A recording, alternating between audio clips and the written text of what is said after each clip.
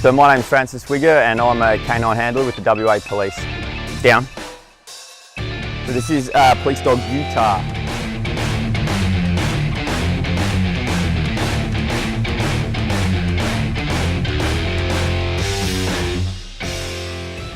Graduating today with 5 other dogs, and it's the first time in Australia that we know of where you're going to have dual trained dogs, so dogs that are trained to detect certain odours like drugs, as well as apprehend violent offenders.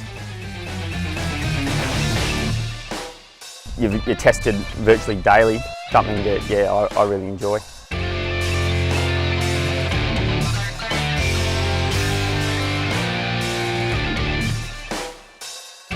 And he'll do the job out there and protect the public and catch the bad guys.